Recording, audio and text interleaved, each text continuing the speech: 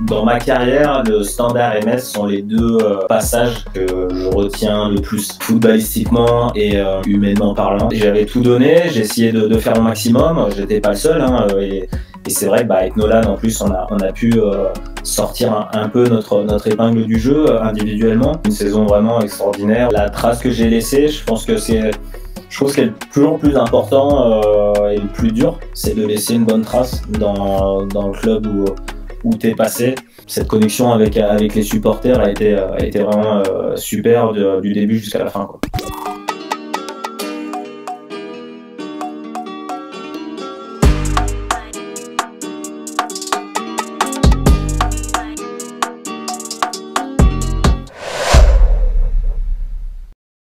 Bienvenue dans ce nouvel épisode de Grenadine. Bon, cette fois je la bois tout seul à la maison. Mais vous allez le voir, je vais vous montrer. L'invité est bel et bien avec nous aujourd'hui. Mathieu de Séville est avec nous depuis Paris. On s'adapte à la distance. Salut Mathieu, comment tu vas? Bonsoir tout le monde. Salut, ça va très bien, nickel. Bon, dites-moi dans le chat si tout fonctionne bien. Est-ce que vous avez le son? Est-ce qu'on entend bien Mathieu? Est-ce que vous nous entendez bien? Dites-nous dans le chat.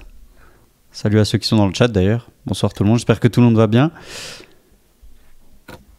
On se replonge tout doucement dans la semaine de club après cette trêve internationale. On va se remettre en mode club. Bon, tout est ok.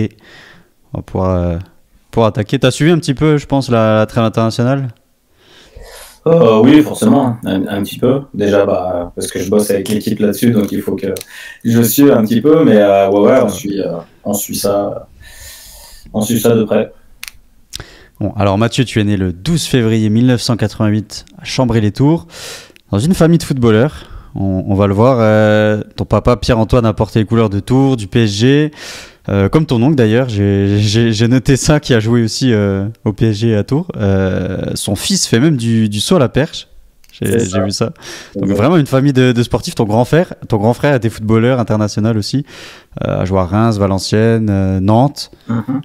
Donc t'es né dans une famille de sportifs et plus particulièrement de footballeurs.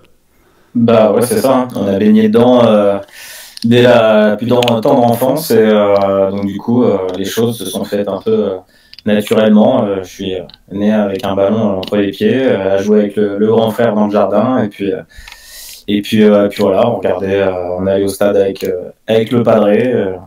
Donc voilà, des choses naturelles. Bon, j'en profite, ceux qui nous rejoignent là et qui sont pas encore abonnés, j'en profite pour vous.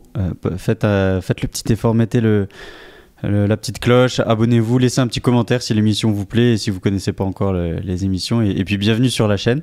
Donc on va revenir ensemble sur ta carrière, particulièrement ton passage à Metz, c'est ce qui nous intéresse aussi parce que voilà, je le disais, on repasse sur la semaine de club et ce week-end il y a Toulouse FC Metz, donc au stadium de Toulouse, c'est à l'extérieur. Pour nous en tout cas messins. Donc tu as porté les couleurs du FC Metz et de Toulouse, d'abord Metz 2017-2018 et puis ensuite Toulouse 2018-2020. Tu es formé au Mans, au MUC 72 à l'époque. Moi j'ai quand même connu ça, hein. Ça commence à faire un bail. C'est ça. Le nom de ce club. Après tu as joué à l'Olympiakos, tu as joué au Standard de Liège, tu as joué à Valenciennes aussi.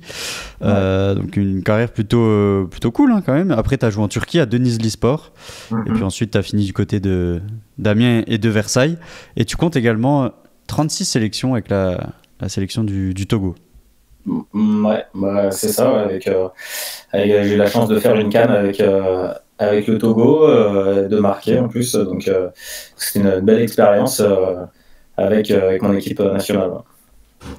Donc je le disais, ce week-end, Toulouse-Metz. Alors je vais pas te demander si tu as une préférence entre les deux clubs, mais comment tu vois déjà cette rencontre? Alors il y avait une particularité, je trouve, sur la préparation estivale, c'est que Toulouse a concédé pas mal de lourdes défaites pendant la prépa, mais c'était pas trop ça aussi. Il y a eu aussi une lourde défaite du côté de Fenheim, et puis finalement les chemins se sont un peu séparés au début du championnat. Toulouse a plutôt bien démarré alors que Metz c'est plus compliqué. Comment tu vois le match, surtout après cette trêve internationale ce week-end?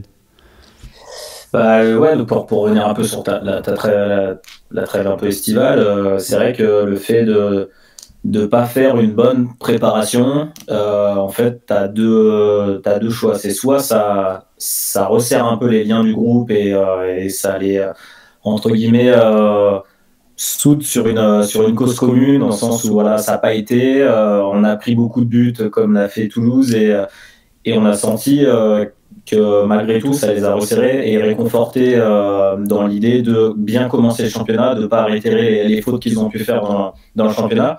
Et on voit qu'ils ont fait certaines victoires qui sont allées chercher au caractère avec beaucoup de mental.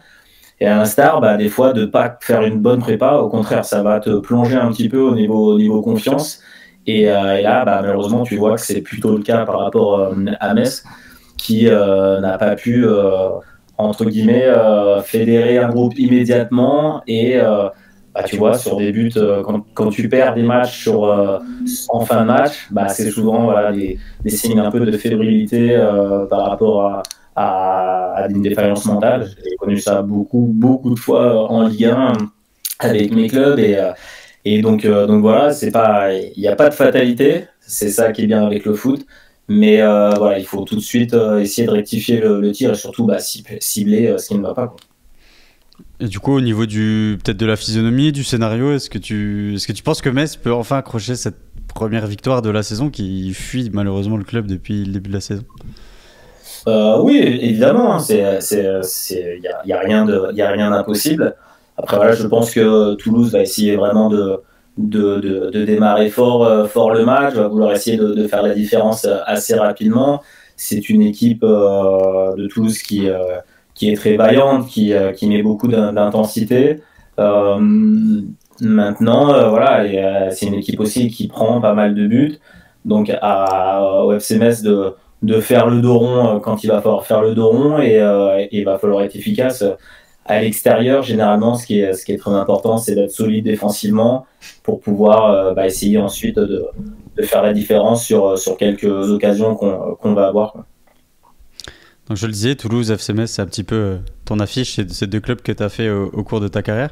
Alors tu es arrivé à Metz en 2017, tu sortais d'une expérience au Standard de Liège.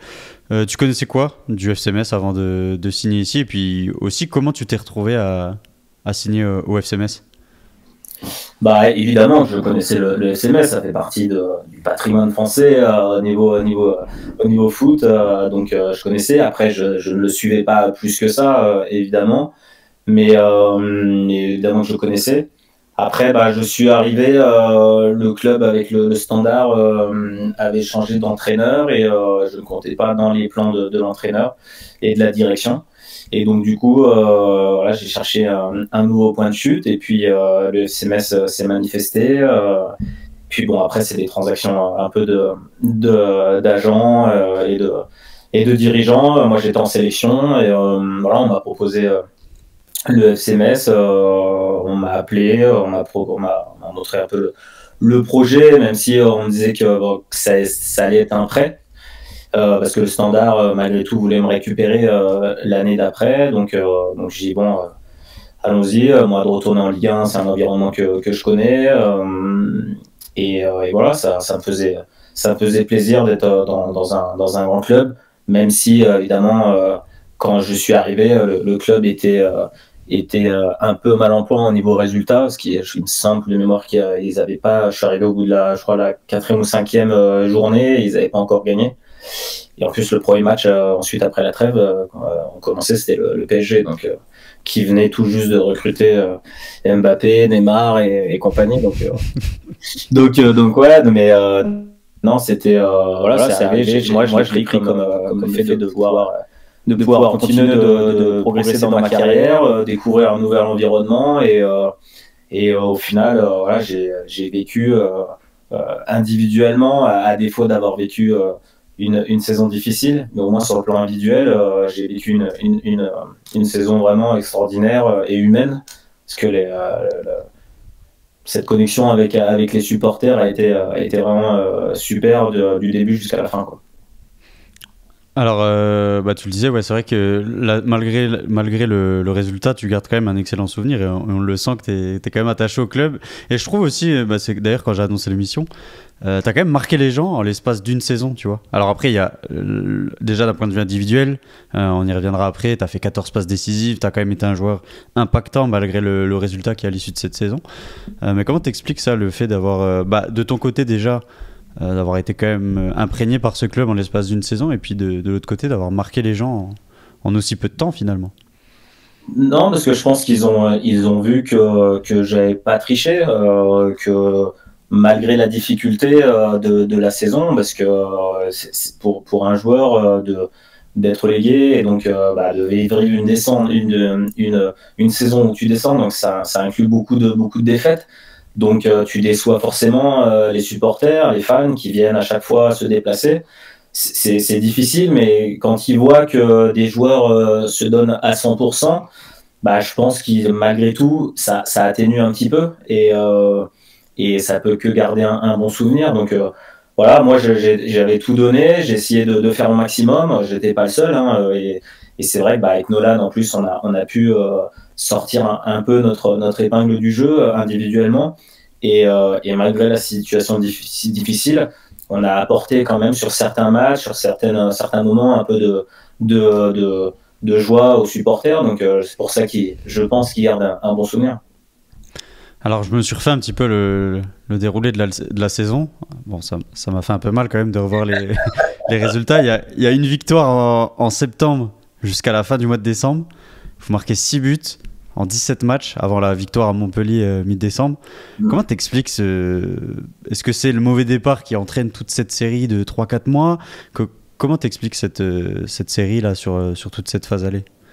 Ouais, c'est clair que un début de saison, ça fait quand même la différence. Quand tu loupes ton début de saison, en fait, c'est psychologiquement, déjà, toi, tu te mets un peu dans une position inférieure. À chaque fois que tu commences les matchs, tu as l'impression d'être un peu dans l'urgence, tu as l'impression de ne pas avoir le droit à l'erreur.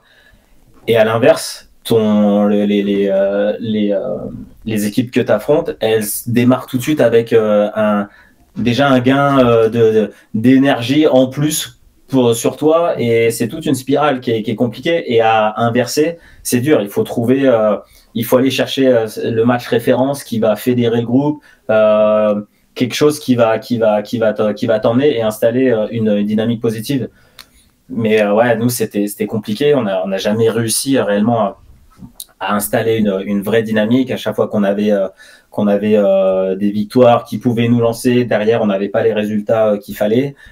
Et puis après, faut pas se mentir, hein, tu as forcément un manque un peu de talent qui doit se faire.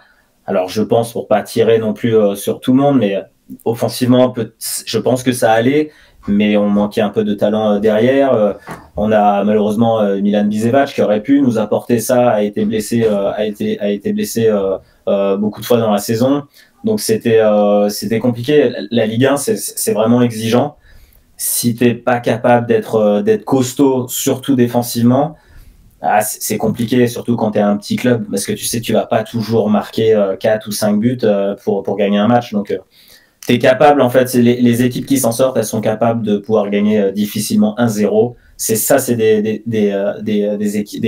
matchs qui fédèrent, qui sont durs à les faire et qui permettent d'installer des dynamiques. Mais nous, on sentait, on avait un groupe qui était capable de marquer à n'importe quand, parce qu'on avait vraiment quand même pas mal de talent offensivement, avec Opa Enguet, il y avait Flo Mollet.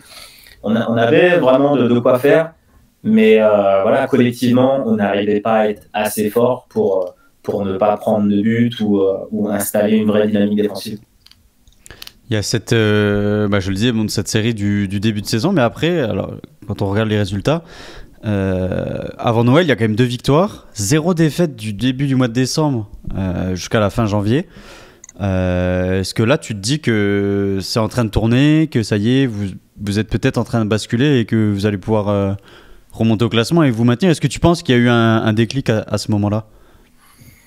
Non, mais honnêtement, on y croyait, on y a toujours cru, parce qu'on n'a jamais été véritablement largué en championnat au niveau comptable. Donc on se disait l'objectif c'était toujours être dans le bon wagon, de pouvoir lutter jusqu'au bout, de pouvoir installer du doute aussi et de la pression sur les équipes qui étaient avec nous. Donc non, on y croyait. Après voilà, je crois même que je crois que c'est jusqu'à la défaite à Lille où voilà, ça peut être un tournant là où si on arrive à bien à gagner ce match, mais même bien si c'était compliqué, mais on a été vraiment, je pense, dans les clous jusqu'à les 2-3 dernières journées, il me semble. Donc on n'a jamais véritablement été largué. Mais dans l'autre sens, on n'a jamais aussi réussi à se donner de l'air. On a toujours resté à la borderline, quoi. C'est vrai qu'il y a quand même la victoire 3-1 contre Montpellier, la victoire 3-0 contre Strasbourg, 3-0 contre Saint-Etienne. Ça, c'est justement fin 2017, début 2018. Donc, tu vois, de l'extérieur, on se dit peut-être que ça va le faire. Parce que le souci sur le début de saison, c'était pas que derrière, c'était aussi le fait que, de toute façon, quand tu joues le maintien, c'est comme tu le disais tout à l'heure, t'as pas 10 000 occasions et c'est compliqué de marquer des buts. Mais on voit qu'il y avait quand même une progression là-dessus, davantage de buts marqués, des victoires quand même assez nettes. Même contre Marseille, je suis retombé sur ce score-là, 6-3 contre Marseille, 3 buts contre l'OM, tu vois, c'est quand même costaud. Il y avait des matchs nuls quand même. Ah, et tu vois, tu peux pas espérer te maintenir si tu prends 6 buts alors que tu as mis 3 buts, comme tu dis, à Marseille. C'est pas possible. Ça, c'est pas des résultats d'une équipe qui peut se maintenir. C'est pas possible. Si tu veux te maintenir, il faut mieux perdre 1-0. Si tu perds 1-0 contre Marseille, tu donnes plus de garanties que 6-3. C'est pas possible parce que là, tu montres que tu as trop de fébrilité. Une équipe qui doit se maintenir, elle doit être pragmatique, elle doit être rigoureuse. Et voilà, et nous, on n'a pas réussi à l'être. On n'avait pas assez d'équilibre entre nos velléités offensives et le fait d'être bien compact, de bien défendre. Et voilà, on l'a payé tout au long de l'année, quoi. En plus, ce match contre Marseille, j'ai l'impression que c'est un peu un point de bascule parce que vous battez Nice juste avant. Et après ce match-là, c'est super compliqué. 1-0 contre Montpellier. Bon, après, il y a des scores serrés quand même. 1-0 contre Montpellier, 1-0 contre 3, match nul contre Guingamp 2-2, 1-1 contre Toulouse. Bon, après 5-0 contre le PSG, bon là, vous pouviez pas faire grand-chose. Mais en fait, derrière ce match-là, la victoire suivante, elle intervient contre Rennes quand même, hein, mais elle intervient au mois d'avril. Donc, comme tu le disais, tu vois, il y a au-delà du fait du goal average, il y a aussi un moment donné où il faut prendre des points. Et même contre Rennes, je me souviens, on gagne 3-2, c'est ça 2-1. 2-1, ouais. On mène 2-1, il faut cravacher, il faut mettre 2 buts à l'extérieur. Mais ouais, non, mais encore une fois, il y avait toujours ce sentiment de pas être loin, mais pourtant, tu sens que t'es pas dans une maîtrise totale et que c'est forcément, c'est un peu à l'arrache, donc. Ouais, non, il y a forcément des regrets sur la saison, il y en a toujours, mais il y a quand même un sentiment, tu dis qu'on a donné beaucoup, enfin on a tout donné, et qu'au final il te manque ce qui t'a manqué, ça reste logique, on descend, c'est pas une anomalie qu'on soit descendu cette saison-là, parce qu'on avait trop de manque, surtout je pense sur le collectivement défensif, pour espérer se maintenir. En plus, juste avant la victoire à Rennes, il y a, tu le disais, le fait de prendre beaucoup de buts. Il y avait une défaite aussi 5-0 contre Lyon. C'est vrai que quand des fois ça craquait complètement, quoi. PSG, Lyon, bon après c'est des grosses équipes, mais PSG, Lyon, Marseille, on voyait l'écart peut-être entre le niveau de cette équipe-là, cette saison-là, et le niveau qu'exige la Ligue 1 aussi. Mais je trouve que le parallèle il est encore d'actualité, parce que tu vois, il y a des matchs cette saison, par exemple contre le Paris FC, tu mets 2 buts, t'en prends 3, tu vois. Bah ouais, non mais exactement, ça, c'est malheureusement symptomatique d'une équipe qui, pour le moment, n'est pas encore structurée et mobilisée pour se maintenir. Quand tu as la possibilité d'avoir un résultat, encore plus à l'extérieur, il faut avoir les cadres qui vont verrouiller tout, il faut savoir faire le dos rond, et c'est ces résultats, en fait, qui engendrent tellement de choses sur la dynamique du groupe, positive.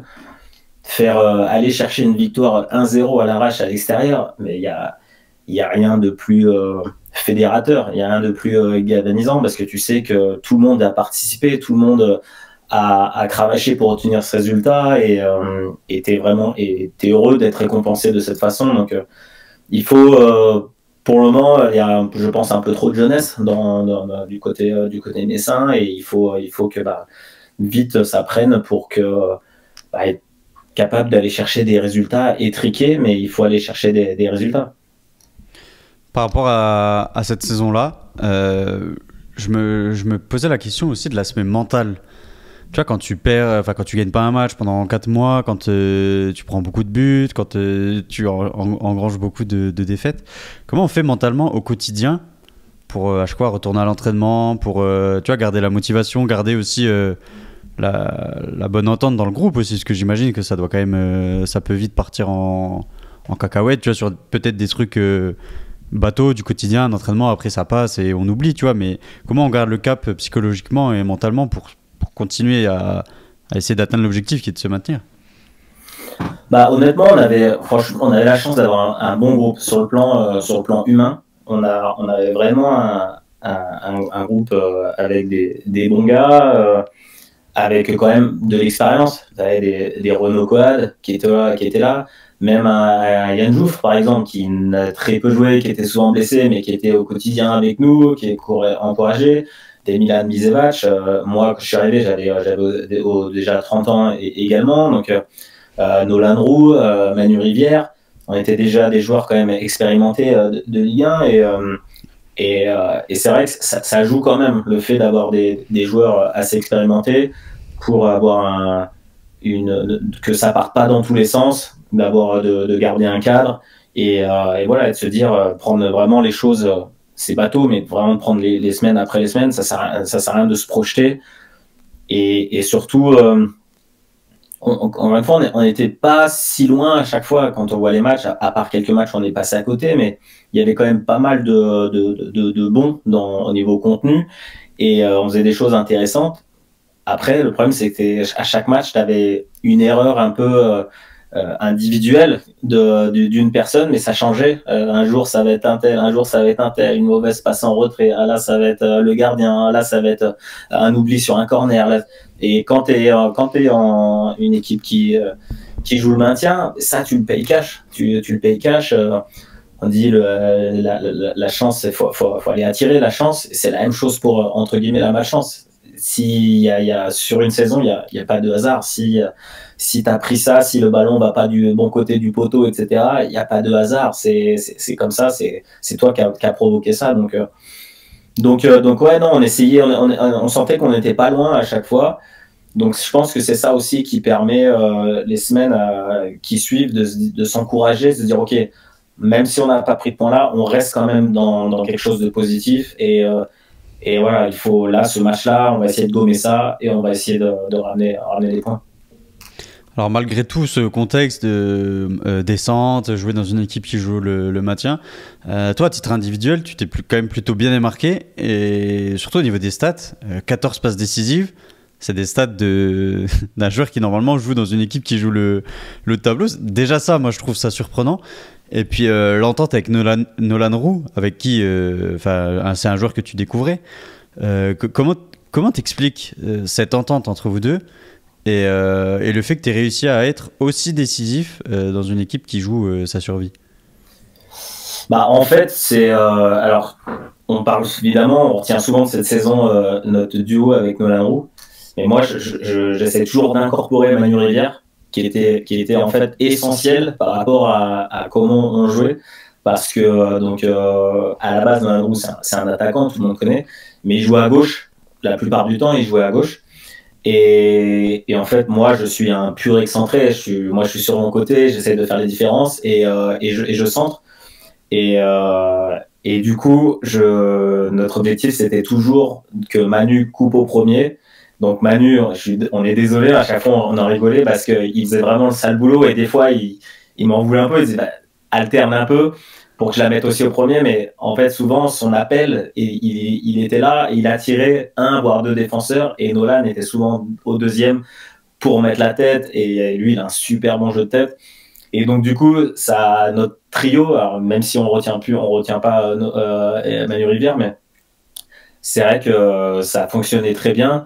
et on a réussi à être décisif. Même Nolan, il fait une saison, je crois, à 15 ou 16 buts également. Donc ouais, non, c'était un peu une anomalie pour nous, parce que ouais, moi je crois que je finis le championnat avec 11 passes décisives. Je crois que je suis derrière Di Maria, Neymar, et entouré avec Thauvin. Donc c'est des joueurs qui jouent le haut de tableau. Donc c'était hyper grisant pour moi, et aussi un côté frustrant pour nous, parce que offensif, parce qu'on se disait, avec les stats qu'on a, avec le potentiel qu'on a, c'est dommage de pas réussir à convertir ça en points, quoi. Parce qu'au final, on aurait largement préféré avoir la moitié de nos stats et qu'on puisse se maintenir, plutôt que ça, parce que au final, personne n'était gagnant, quoi. Effectivement, tu as eu raison de me rectifier. C'est 11 en championnat, 3 en Coupe de France. Ouais. Donc ça fait 14. Et il y en a même une en Belgique, vu que tu es arrivé après le début du championnat. Donc ouais, 11 en championnat, c'est quand même pas mal, comme tu disais, derrière Di Maria et tout ça. Et donc arrive donc malheureusement la relégation. Metz lève l'option d'achat pour te conserver. Bon, on savait tous que c'était dans l'objectif de te revendre. Au final, tu fais quand même le premier match de la saison suivante en Ligue 2. L'idée clairement c'était de partir. Ouais, je l'ai fait, mais je l'ai pas fait parce que je suis pas rentré. Ouais. J'étais sur la feuille, mais je suis pas rentré. Mais ouais, non, en fait c'était à la base, j'étais pas au courant quand Vérin Serin lève l'option d'achat. Je la prends dans les journaux. C'est excellent ça. Je me lève et je reçois je sais pas combien d'appels et forcément de félicitations de la part des supporters, etc., qui sont hyper contents. Moi, j'étais surtout étonné parce que je savais pas du tout ce qui se passait. Moi, normalement, je devais retourner au Standard, et j'étais attendu là-bas. Pour moi, j'allais jouer en plus l'Europa League avec le Standard. J'étais pas du tout préparé à jouer en Ligue 2. Et donc quand je vois ça, donc du coup j'ai appelé le président, quoi. On a eu une conversation et il m'a dit mais Mathieu, avec la saison que t'as fait, je peux pas te laisser que s'appelle le Standard te vendre, et voilà, moi je vais te vendre. Je dis ouais, mais président, je dis mais il y a rien de, entre guillemets, moi je suis quelqu'un de pragmatique, il y a rien de sûr dans la vie. Si au final il n'y a pas d'offre spéciale, même si j'ai fait une super saison, malgré tout, je reste un joueur qui est descendu, donc il n'y a aucune garantie. Et moi, j'approchais j'ai 31 du coup. Je savais pas si j'avais encore l'opportunité de pouvoir encore avoir un contrat qui me permettrait de jouer en Ligue 1, etc. Je savais pas. J'avais du mal à m'envisager à être en Ligue 2. Bien que le projet avec Fred Antonetti, franchement, il m'a quand même beaucoup incité, on a beaucoup parlé, il voulait vraiment me garder. Et donc, bon, voilà, au final, on s'est mis d'accord. Il m'a dit, moi, je veux juste, entre guillemets, si je te garde, c'est bien, mais l'idée, c'est que je puisse te vendre et que, voilà, que le CMS récupère un peu de sous. Donc, moi, je dis, ok, il y a pas de souci, mais voilà, moi, je veux juste pas rentrer dans je vais pas du tout m'en mêler. Je suis pas du tout quelqu'un qui boycotte ou quoi que ce soit, machin. Moi, je joue le jeu, j'ai fait la préparation à fond, etc.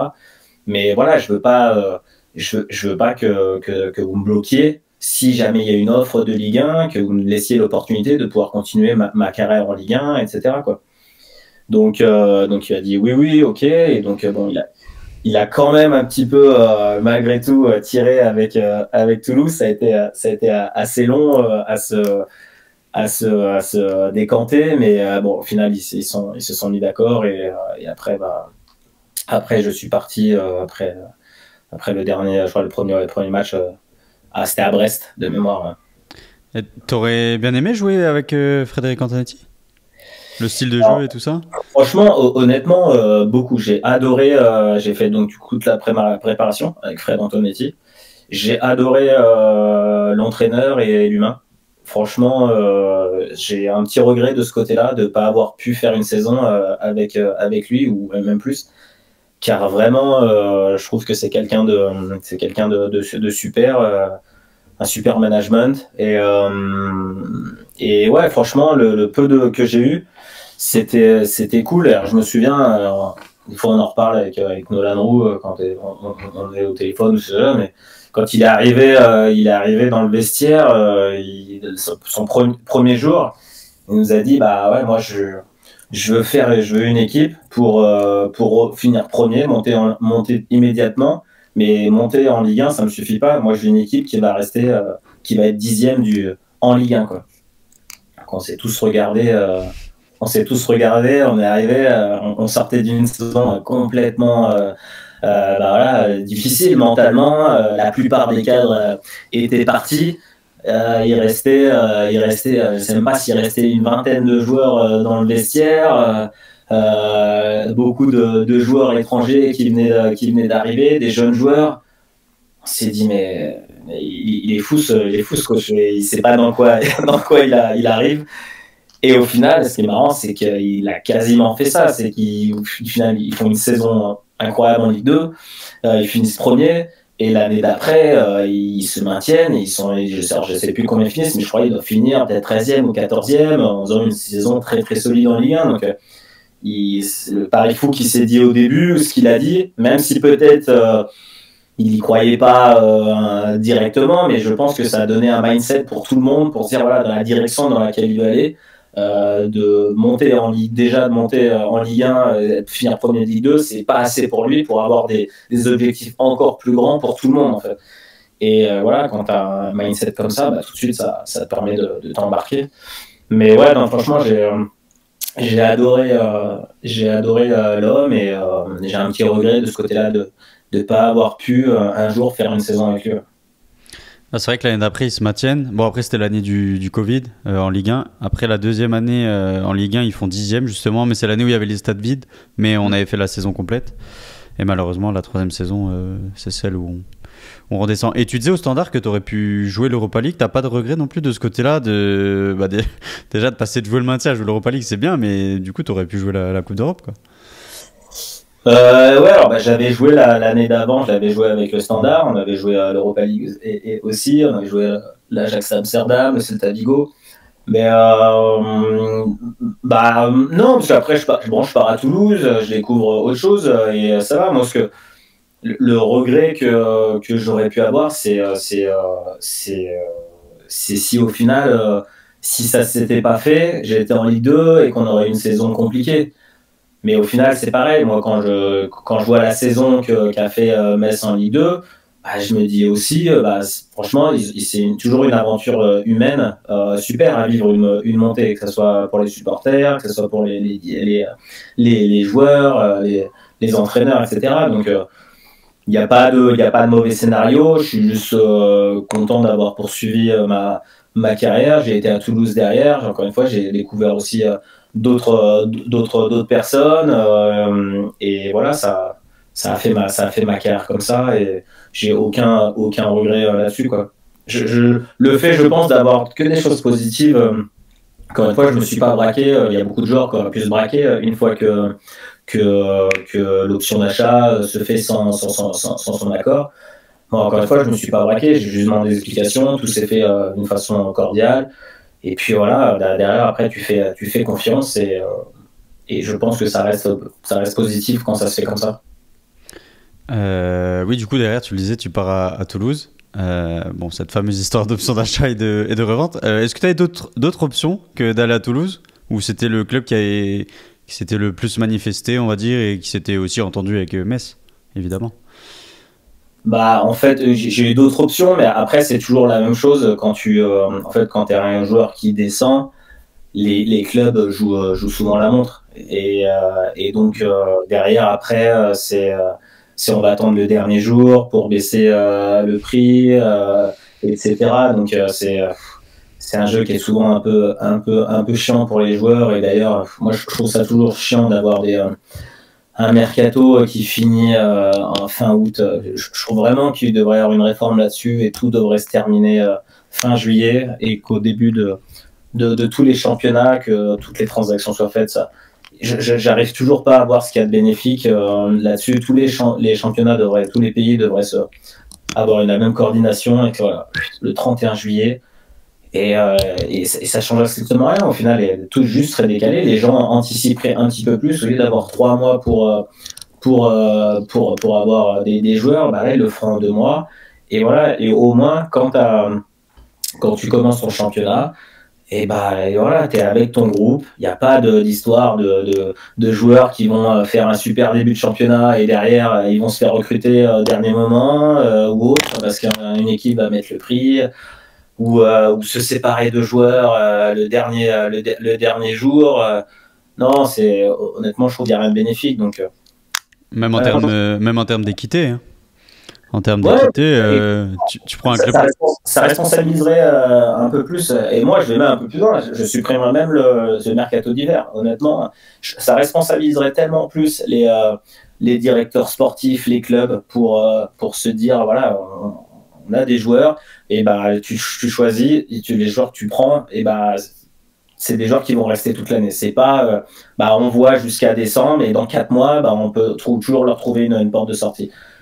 Tu réduis les effectifs et tu mets le mercato au 30, tu finis le mercato au 30 juillet et tu sucres ce mercato d'hiver et fin de l'histoire. Et comme ça responsabilise tout le monde et tout le monde est dans le même bateau. Et même pour les joueurs. Les joueurs qui au bout de 1 ou 2 mois sont pas bien, rentrent pas dans les petits papiers, ça les forcerait également à se bouger aussi le cul pour essayer de prendre la place et pas se dire ouais, dans 2 mois, je trouve, c'est pas grave, je joue pas pendant 2 mois et dans 2 mois après, je trouve une autre porte de sortie, quoi. Ouais, j'allais te dire, c'est quand même une porte de sortie, justement, pour ceux qui jouent pas, qui sont finalement pas dans les plans, ou s'il y a un coach qui s'est fait virer, qui les avait fait venir, finalement, le nouveau coach les fait pas jouer. C'est pas quand même une petite porte de sortie, mais après, c'est vrai que en fait, ça incite trop, en fait. Le fait d'avoir ces plages de mercato et de sortie, ça incite trop les joueurs à se reposer dans un confort, et même pour les directeurs sportifs. Au final, tu te dis, on peut se louper, c'est pas grave, etc. Tu peux te louper sur un joueur, je veux bien, dans ton effectif, mais tu peux pas avoir 4-5 joueurs à la cave et te dire, il faut que je retrouve une porte de sortie. Non, surtout en plus dans un moment où les clubs n'ont pas peu de moyens, pas beaucoup d'argent, etc. Au final, ils ont des effectifs pléthore de joueurs qui ne jouent pas, à qui donnent des salaires et qui pourraient être servis à autre chose. Donc, je pense qu'il y a beaucoup de réformes là-dessus à faire et j'espère que ça se fera un jour pour que ça soit un peu plus optimal, quoi. Ouais, non, je suis d'accord. Rien que sur le début du championnat, je te dis, tu prends un club comme Metz, par exemple, qui peut jouer en première journée l'OM, qui est un attaquant qui met 3 buts, et puis après, un concurrent au maintien joue l'OM 3 semaines après, mais l'attaquant est parti. Tu vois, c'est en termes d'équité, ça peut pas fonctionner. Et comme tu dis, de toute façon, ils attendent la dernière minute et la dernière semaine pour. Donc ça décalerait juste. Ils feraient exactement la même chose, mais un mois avant, et fin d'histoire. Et au moins, tu commences ton championnat, tous les effectifs sont faits, donc évidemment, tu gardes tes jokers médicaux si besoin, mais voilà, au moins tu sais que les coachs ils ont un effectif, l'effectif avec lequel ils commencent, c'est l'effectif avec lequel ils termineront, quoi. Je suis d'accord. Mais bon, ça c'est une évidemment dans un football idéal, peut-être qu'un jour on nous écoutera, mais bon. En tout cas, c'est vrai que c'est marrant que ce que tu disais sur le fait que ça pénalise les clubs qui descendent, le fait que les autres clubs jouent la montre. Ça arrivait tellement de fois à Metz, malheureusement, vu qu'on redescend à chaque fois qu'on remonte. Mais tu vois, t'as l'exemple, Mikotadze, on l'a vendu, je crois, le 31 août, ou je sais plus, même début septembre. Tu vois, tous les ans, mais au final, ça montre que c'est un problème, quoi. Que des joueurs fassent pas la prépa avec leur nouveau club, que Metz, à chaque fois, commence le championnat avec des joueurs qui, on sait, ne seront pas là. Ça a été le cas cette saison encore, tu vois. On a démarré le championnat, on n'avait pas Habib Diallo, on avait Gay sur le banc, on l'a fait rentrer, mais on savait qu'il allait partir. Enfin. Ouais, moi, j'arrive au CMS, c'est pareil. J'arrive en septembre, quoi. Il y a déjà eu tout le mois d'août, donc si j'avais été dès le début avec tout le monde, etc., peut-être que le début de championnat aurait été différent et la dynamique aurait été différente, on n'en sait rien, mais je trouve que ça aide pas en fait les clubs, surtout qui ont moins de moyens, parce qu'évidemment les clubs qui ont des gros moyens, ils ont toujours la possibilité de pouvoir rectifier le tir avec des millions par-ci par-là. Mais ben, les petits clubs, c'est toujours plus compliqué. Donc, soit ils vont se faire dépouiller de leurs joueurs très importants, à qui ils ne peuvent pas refuser des sommes, des sommes, ou soit parce que ils vont pas pouvoir assumer le fait de prendre tel ou tel joueur. Ou eux, ils vont récupérer 4-5 joueurs qui viennent de pays différents, et le temps de les assimiler, le temps qu'ils s'acclimatent, etc., c'est trop long, quoi. Donc après on clôture cette page, cette page mercato. Ah, justement, tu signes à Toulouse, 2 saisons. Qu'est-ce que tu retiens de ce passage au TFC? Qu'est-ce que je retiens? Beaucoup de choses. Ça a été encore une fois une nouvelle opportunité pour moi de continuer ma carrière en Ligue 1. J'ai découvert encore une fois une autre vision de voir le foot avec le coach Alain Casanova, par exemple. Alors moi, c'était marrant justement quand je suis arrivé à Toulouse, parce que je venais d'une saison justement où je sortais de 11 passes décisives en championnat, et où j'étais vraiment un pur ailier. Et lui, il me recrute, et dès le début, il me montre des vidéos, donc non, c'est de Naples, où il voulait absolument que les joueurs excentrés jouent à l'intérieur. Donc il voulait que moi et Maxime Gradel, on joue à l'intérieur. Et moi, de base, c'était pas du tout mon jeu, quoi. Il voulait vraiment qu'on soit à l'intérieur et qu'on puisse jouer avec autour de l'attaquant, et pouvoir combiner avec du jeu rapide, etc. Donc et lui, il voyait ça en moi, en disant que j'avais le profil techniquement de pouvoir jouer à l'intérieur, pour faire remise dans des petits espaces, etc. Et c'est vrai que j'ai eu un peu de mal au début à me dire, putain, mais il m'a recruté, alors il sait que je suis un pur ailier excentré, il sait que je suis un pur ailier, il sait que je peux faire les différences sur les côtés, etc. Mais putain, il veut absolument que je sois à l'intérieur du jeu, dos au but. Alors moi, je me faisais tamponner, etc. Donc j'ai eu un petit peu de mal au début à m'acclimater à ça. Puis au fur et à mesure de discussions et de vidéos avec lui, je dis, coach, faites-moi confiance, mettez-moi sur le côté, vous allez voir, je vais faire la différence, je serai beaucoup plus efficace pour vous, etc. Et donc, bon, après, petit à petit, il a un peu changé son fusil d'épaule, et je me suis remis un peu sur le côté, là, dans une position un peu plus confortable pour moi. Et donc voilà, mais malgré tout, ce passage pendant 2-3 mois à l'intérieur m'a permis aussi de découvrir une autre position, techniquement une adaptation à faire par rapport aux autres, etc. Donc voilà, encore une fois, quand je dis tout ça, chaque club que tu découvres, que tu fais, t'apprends footballistiquement quelque chose, ça t'aide à te faire grandir. Donc c'était cool, et ouais, donc voilà, bon, même si malheureusement également avec Toulouse, après la deuxième année, c'était forcément compliqué, avec en plus l'année Covid où ça s'arrête en mars, et qu'on est le seul championnat qui reprend pas. On a toujours peut-être la possibilité de pouvoir se maintenir. On n'est pas ouais, il reste encore beaucoup de journées, et bon, malheureusement, on nous a un peu coupé l'herbe sous le pied, même si voilà, c'était très mal engagé malgré tout, hein, on va pas se mentir. Mais ouais, ça a été très compliqué aussi là-bas. Oui, parce que oui, c'est l'année où Toulouse redescend, hein, c'est ça? L'année du Covid. Ouais, exactement, c'est ça. Ouais. Donc ça a été forcément difficile. Surtout la deuxième saison a été très dure. La première, il y a eu quand même beaucoup de choses positives dans le jeu, même avec le groupe, etc. La deuxième a été un peu plus dure, surtout émotionnellement. Forcément, les supporters étaient très déçus, avaient d'autres attentes, et on n'a pas su répondre présent sur le terrain, donc c'était très dur. Ouais. Alors je le disais en début d'émission, ton club formateur c'était Feu le MUC 72, maintenant c'est Le Mans FC. On a fait des 40 ans là, justement. Oui, j'allais t'en parler, c'est vrai que j'ai vu que tu étais aux 40 ans, ça a permis de rejouer exactement du Mans.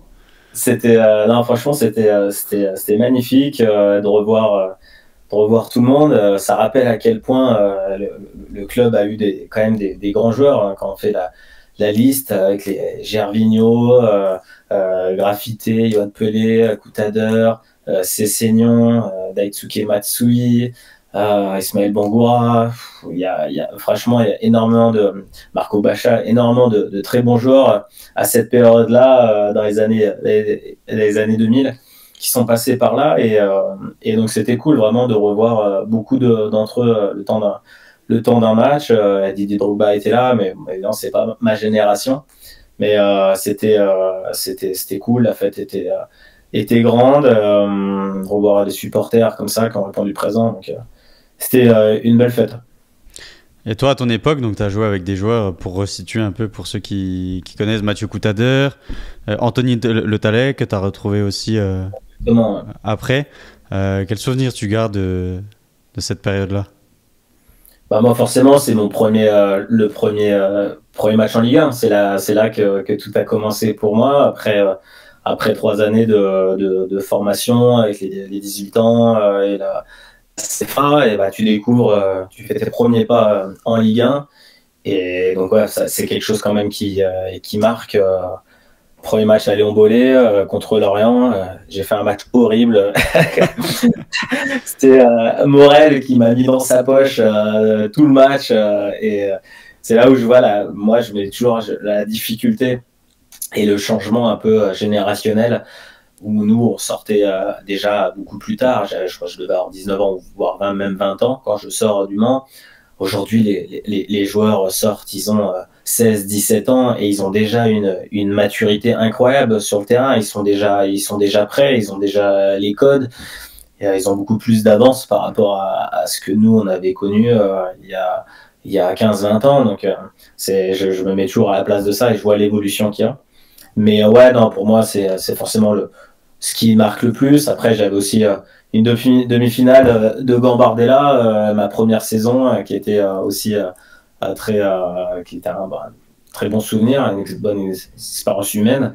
Bon, malheureusement, on tombe sur la génération 87 de Lyon, qui n'était pas forcément la bonne, avec Ben Arfa, Benzema, Loïc Rémy, et qu'on sort. Donc, 2-3 bons petits joueurs. Ouais, on fait des petites carrières. Et, ouais, non, c'était incroyable. Donc ouais, Le Mans, c'est beaucoup de souvenirs.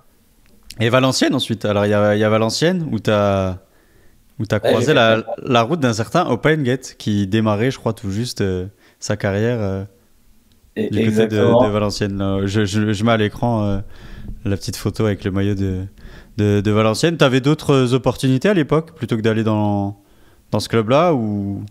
Alors, ce qui est juste marrant, le truc, c'est déjà, il y avait pendant le début du mercato, il y avait Antoine Camboré qui m'appelle, qui était au PSG, qui m'appelle et qui me dit est-ce que tu es prêt pour jouer au PSG? Je dis évidemment que oui, quoi. Mais j'étais absolument pas prêt. Mais tu peux pas dire non quand tu as Antoine Camboré et le PSG qui t'appelle. Et donc ouais, j'étais totalement surpris qu'il m'appelle, il dit est-ce que tu es prêt, on aime beaucoup ton profil, etc. Voilà. Et donc au final, j'ai plus du tout, derrière il m'a pas du tout rappelé, j'ai plus du tout eu de son ni d'image.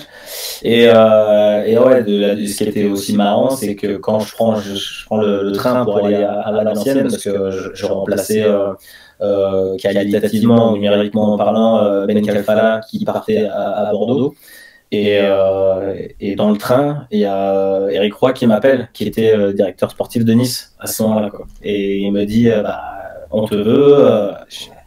Quand j'y vais, on est mi-août, voire fin août, et en ma tête, je dis pourquoi t'avais 2 mois et demi pour m'appeler, pour me dire, et là c'est au moment où je suis dans le train pour aller à Valenciennes que tu m'appelles, et voilà, et forcément il essaie d'être persuasif, mais viens, tu vas voir, etc. Et en tête, non, je peux absolument pas, je me voyais pas du tout, même si l'offre était bonne, etc. Je me voyais absolument pas sortir du train et mettre une carotte à Valenciennes. J'aurais pas assumé ce visage-là. Donc, mais voilà, c'est juste marrant le fait de dire t'as 2 mois entre guillemets où t'as rien, où ton portable ne sonne pas. Et au moment où, c'est là que c'est souvent comme ça, au moment où tu dois partir, les clubs parce que tout se sait rapidement avec les agents, etc. Dès l'instant où tu es dans le train où tu t'apprêtes à signer, tout le monde se réveille et se dit non, je vais louper l'opportunité, quoi. Ça c'est toujours marrant, c'est toujours comme ça, quoi. Ouais, bah ça rejoint ce que tu disais tout à l'heure sur le mercato. Et la petite parenthèse FC Metz avec Opa Ngate, il était comment quand il était à Valenciennes, quand il venait de démarrer?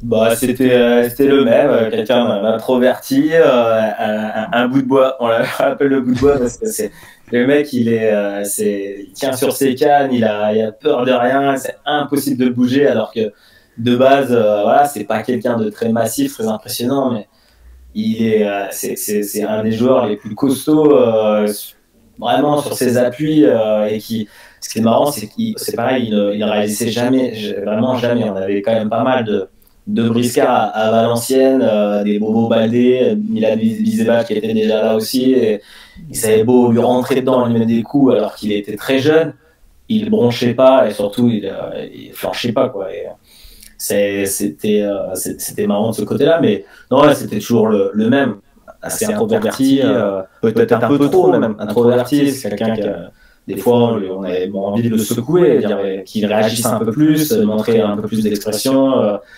Mais bon, là, c'était un super joueur, beaucoup de talent. Après, malheureusement, je suis trop blessé pour qu'il puisse peut-être passer un cap. Ah, à un moment, il était pas loin de franchir ce cap. Même quand il a joué un peu plus dans l'axe aussi à Metz, il a commencé à faire des bonnes choses.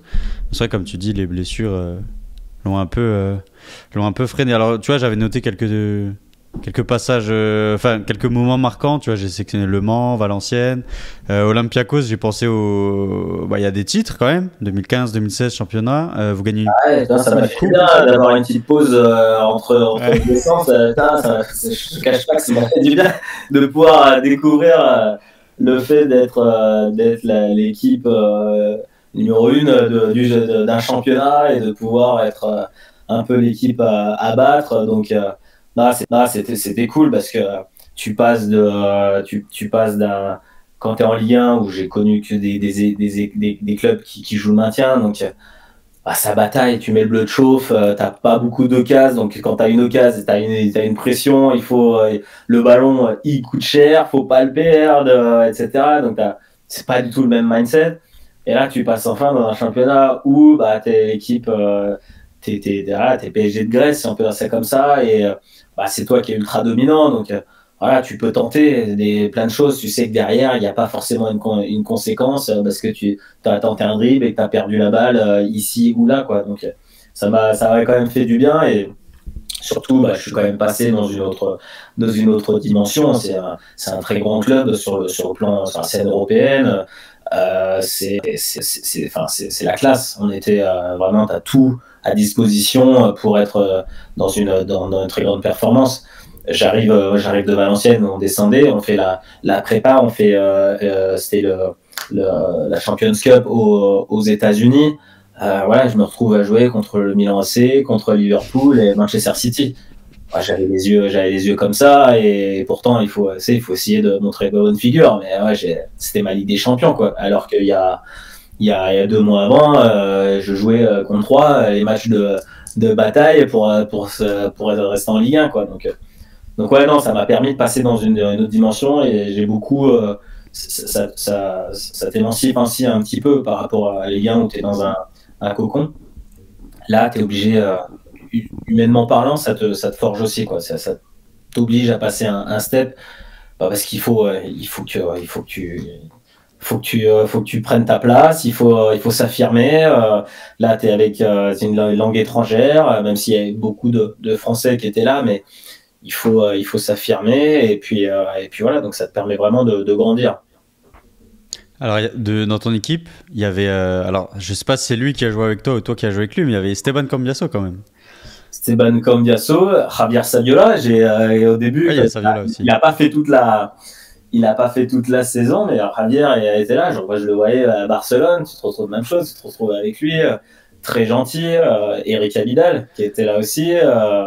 C'est pareil, ça te montre à quel point tu es dans une autre sphère et t'apprends de tous ces joueurs-là. Tu vois la façon dont ils s'entraînent, tu vois la façon dont ils approchent les matchs, leur façon de voir le foot. Quand tu parles avec eux, tu te nourris de toutes leurs anecdotes, tout ce qu'ils te transmettent. Donc Non, c'était une super expérience, même si ça a duré qu'un an, mais au final, c'était cool. J'ai gagné des trophées, ça m'a fait du bien, et donc voilà quoi. Et là, ce que tu parlais de City, Milan, même là dans ton équipe, tu avais des grands joueurs. Comment on s'adapte, tu vois, le fait, comme tu dis, jouer le maintien, jouer en Ligue 1, à, tu vois, franchir un, deux, trois paliers d'un coup, c'était pas trop difficile de s'adapter? Bah non, mais t'es obligé en fait de t'adapter. Là, t'es obligé de monter le curseur dans ta façon de t'entraîner, dans tes matchs. T'es obligé d'avoir encore plus de rigueur, encore plus d'attention. Voilà, ta place, il faut la gagner. Donc c'est pour ça que je dis que ça te fait passer vraiment un niveau tant footballistique, mais aussi humainement parlant, quoi. Il faut que tu élèves ton niveau. T'as pas le choix. Tu peux pas rester le petit enfant de la Ligue 1 où tu étais le petit jeune, etc. Non, là, on s'en fout. Tu n'es plus le jeune. Il faut que tu sois un joueur qui s'affirme si tu veux avoir une chance de jouer. Alors, des titres en Grèce, un titre en Belgique, Ouais. la coupe. C'est- voilà, quel souvenir tu gardes de ça? Et puis bon, malgré tout, t'as quand même gagné des choses avant de venir à Metz, j'ai envie de dire.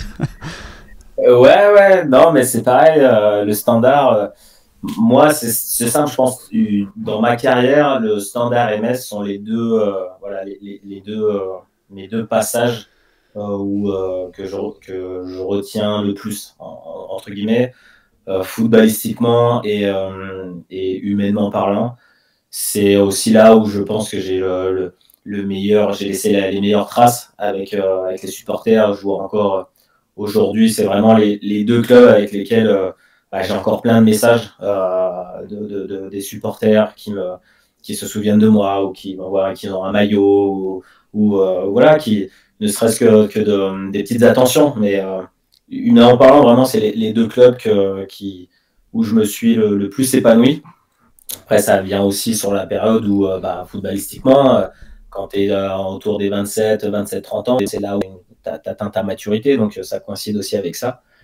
Mais ouais, bah, le standard, bah, d'Athènes alors déjà le choc thermique a été compliqué. Parce que tu passes de 30 degrés à les pieds dans le sable à Liège où il faisait froid, les usines, changement d'ambiance. Mais après, c'est club de fous furieux comme Athènes, quoi. C'est des passionnés. Le stade est plein à chaque match. Les derbies, c'est de la folie. Et donc, ouais, et même là, j'arrive dans une situation où c'est compliqué. Était aussi un peu dans une transition et c'est difficile. Et même dans une année difficile, on arrive à quand même gagner un titre et ça a été incroyable. Franchement, ce titre pas, je dirais pas effacer la saison compliquée, mais a donné vraiment du baume au cœur à tous les supporters. C'est des vrais passionnés de ça. Donc, c'était un super souvenir, cette coupe de Belgique. Et comme je dis, bah, il y a encore chaque année, à chaque fois qu'il y a la coupe ou la finale, il y a toujours des supporters qui m'envoient des messages ou à qui on peut se rappeler un peu ça. Donc, c'est cool. Pour finir sur les petits passages marquants, la sélection du Togo, on l'a évoqué aussi. J'imagine que ce que tu retiens, c'est le fait d'avoir pu disputer une CAN. Ouais, évidemment. Et même la qualification, c'est aussi c'est quelque chose. C'est un moment de partage avec les supporters.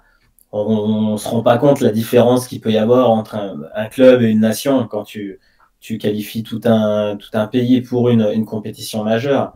Tout le monde était dans la rue, socialement parlant, t'es élevé au rang de Dieu, quoi. T'as apporté énormément de bonheur aux gens. Ils savent que vous allez représenter leur pays dans une compétition telle que la CAN, qui est suivie par des millions de personnes. Donc, non, c'est un super souvenir. Puis voilà, on avait quand même la chance, moi, d'être dans une génération avec quand même pas mal de joueurs qui étaient aussi en Ligue 1, avec Romao, évidemment Adebayor, qu'on connaît, les frères Haïté, Serge Gaipé, Serge Akakpo. on avait vraiment un super groupe et ouais, c'était une aventure aussi humaine magnifique. Ouais, c'est vrai que tu avais joué avec Adebayor, forcément qu'on connaît bien ici Bah ouais, exactement, c'est vrai. du Et côté de Nice. Agassa aussi. Oui, Agassa aussi, Exactement. effectivement. Aussi Agassa, aussi avec qui j'ai joué. Gardien passé par le l'UFC Metz. Ouais. Voilà, sur les faits marquants, donc si tu devais en choisir à ton tour un du côté du UFC Metz, qu'est-ce que ce serait? Moi, ce serait au final, je pense la trace que j'ai laissée. Je trouve ce qui est le plus important et le plus dur, c'est de laisser une bonne trace dans le club où tu es passé. J'ai pas pu le faire dans tous les clubs, malheureusement, et je suis content quand j'ai pu le faire dans certains clubs, parce qu'au final, bah, on dit toujours les entraîneurs ils passent, les joueurs passent, le président passe, mais eux les supporters ils sont toujours là et d'arriver à laisser une bonne trace auprès d'eux, je pense que c'est ce qui est le plus dur parce qu'au final c'est quand on joue c'est pour avoir des émotions avec eux, c'est leur donner des émotions.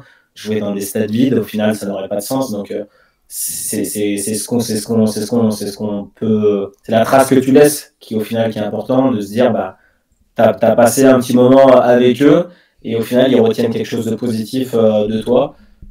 Et encore plus, je trouve, dans une saison où c'était compliqué, où on est descendu, c'est encore plus, je trouve, valorisant pour moi de me dire bah, que même dans une saison bah, qui a été compliquée collectivement, et bah, j'ai réussi malgré tout à laisser une bonne trace et des bons souvenirs aux supporters. Donc c'est ce qui me rend bah, le plus fier et j'aimerais vraiment un jour bah, revenir au stade. Pourquoi pas peut-être donner un coup d'envoi ou quelque chose comme ça, mais ça me ferait plaisir de revivre une communion avec eux.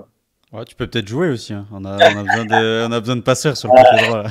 Ouais, malheureusement, le corps voudrait, mais enfin, le cerveau voudrait, je veux dire, pardon, mais le corps, non, c'est fini, Ah, malheureusement. c'est compliqué là, l'après-carrière? Ouais, j'ai encore quelques restes, mais on est loin d'un niveau professionnel et quand on voit tous les sacrifices qu'il faut pour avoir du rythme, etc., c'est ça le plus dur. Et, ouais, ça serait impossible. Bon, sinon, côté reconversion, et on finira là-dessus, on peut te retrouver du côté de la chaîne L'équipe, donc plutôt dans un rôle de consultant, en tout cas pour l'instant, on va dire loin des terrains, de l'autre côté de l'écran, pas du côté du rectangle vert pour l'instant. Ouais, non, c'est vrai que pour le moment, bah, je me plais dans ce rôle de consultant sur la chaîne de l'équipe 21. Voilà, je découvre un nouvel environnement, mais voilà, j'ai été super bien accueilli. Je découvre des gens qui sont super. Donc j'ai plaisir à faire ça. Et puis bon, peut-être après, pourquoi pas un jour être entraîneur. On me le dit, on me le dit souvent, mais j'ai cette fibre. Mais si ça devait le faire, ça serait plus au niveau jeunesse plutôt que adulte, quoi. Bon, on verra en tout cas si on te retrouve sur un banc d'ici là. En tout cas, merci d'avoir pris le temps de participer à cette émission. C'est déjà la fin. J'essaie Ah, de faire merci un à toi. format assez dynamique. Bon, voilà, on a quand même pu retracer, je pense, ta carrière avec un petit focus côté FCMS. Au final, je suis content parce que tu as dit que c'était avec le Standard, le club où tu as senti que tu avais le plus marqué ton empreinte. Ce qu'on n'aurait pas forcément dit au premier abord, étant donné que tu as joué qu'un an ici. Mais voilà, en Et tout des cas, fois, c'est mieux d'avoir une année intense plutôt que plein d'années plutôt fade ou autre. Donc non, non, je suis vraiment, je dis sincèrement, j'étais vraiment dans une période de ma carrière où c'est là où je pense, été le mieux. Et au final, bah, il y a eu un échange qui s'est fait avec les supporters qui a été top, quoi. ok. Bah écoute, merci Mathieu. On te retrouve donc sur la Ouais, chaîne L'équipe. T'es actif du côté de Twitter aussi on essaie de temps pour en temps. donner son petit regard sur l'actu, pas que foot, je crois d'ailleurs. De temps en temps, tu donnes aussi ton avis sur d'autres thématiques. En tout cas, ceux qui nous ont suivis, pris en cours de route, ceux qui arrivent ici à la fin, vous inquiétez pas, il y aura la rediff sur YouTube d'ici ce soir ou demain. En tout cas, merci encore une fois à ceux qui suivent l'émission. Si vous découvrez l'émission, pensez à vous abonner, à laisser un petit commentaire, partagez l'émission autour de vous à d'autres supporters. On passe le coucou à des Toulousains qui passent par là avant le match de dimanche. On sait que les groupes de supporters sont amis en plus. Bon, on espère que vous serez sages dimanche parce que nous on a envie de gagner quand même. Il faut qu'on gagne des matchs du côté médecin. Mais voilà, merci encore à tous d'avoir suivi cette émission. On se retrouve très vite pour un prochain épisode. Et puis prenez soin de vous. J'ai plus beaucoup de grenadines pour trinquer à distance avec l'invité.